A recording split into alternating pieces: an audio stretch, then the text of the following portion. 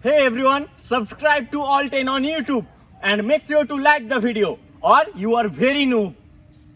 Hey guys, what's going on? Olten here and welcome back to a brand new video. In today's video, we're going to be discussing and going over all the tips and tricks on how to dominate while playing on high ping in tournaments, customs, arena, and everything you can name. Let's get right into the video.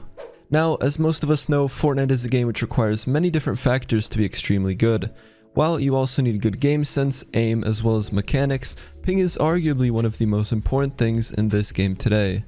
Playing on low ping is a huge advantage. You can pick up weapons faster, hold and take walls, and I've spoken to some players who have switched from high to low ping, and they told me that when someone's also holding a wall, it's much easier for them to shoot them through it. In this video, we're going to go over the best ways to perform and play on high ping. Getting started, we need to talk about the basics, which for some can still be quite hard to comprehend. If you're playing on high ping, you just need to stop 50-50ing guns or chests and expecting a win. If your opponent has any less than 30 ping, they're most likely going to beat you, and you're going to die. Another simple but yet hard habit to get rid of is taking walls. I myself have used to play on 0 ping when I lived in Spain, but when I moved to Poland, it felt like a whole different game. I used to play aggressive and rush people's walls, take it and kill them, but now that I play on 40 to 50 in tournaments, I need to be smarter and also take my time. One thing that has helped me is instead of pickaxing a wall right in front of my opponent, I keep my distance in a fight and then try to take the wall. Once I finally get it out of maybe 6 tries, you can either place a ramp or a cone in the box and 50-50. In my personal opinion, there's no point in trying to do fancy edits, because the more you edit your wall, the easier it's going to be for your opponent to get it back. From my experiences on high ping, when you see someone, you either take the fight really slow or just 50-50. I haven't found an in-between. I've either seen players or myself jumping in and 50-50ing, or taking the fight extremely slowly and passively.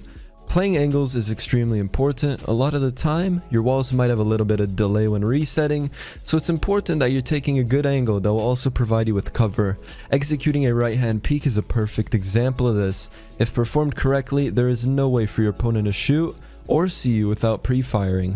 While also playing on high ping, you're going to burn more mats. You're just going to be forced to make more boxes and play safer, unless you just get in their face. Always make sure you're checking on your mat count if you're building lots of boxes, because if you aren't, you could run out faster than you think due to builds placing in random places, and then you're going to be forced into a 50-50. One strategy that works quite a lot for me is when I hit my opponent to the point where they need to pop minis, I'll then go for their wall and piece control right next to it and have them boxed. When people are low HP, they tend to overthink and make decisions they shouldn't, and this is one way to easily outsmart your opponent no matter what their ping is.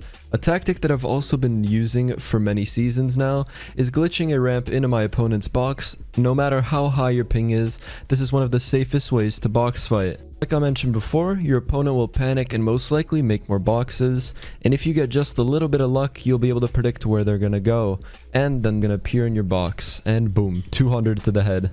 Let's talk about mechanics. If you're a high ping player, genuinely forget about having the quickest mechanics. Even if you get 20 to 30 ping in creative and your mechanics are extremely fast, just remember, in game it's gonna double if not more, and you won't be able to perform any of that nearly as quickly as you did in creative. Stop trying to replicate Noah Riley, Benji, and others, and just look at yourself in game and what the Fortnite servers really allow you to do. One thing I've noticed with high pingers is that they tend to over-edit way too much. You'd think most players would be slower, but have every edit just completely perfect. But it's the complete opposite. Most players try to do stuff that's way too flashy and doesn't work, and if they do, they just say unlucky and move on.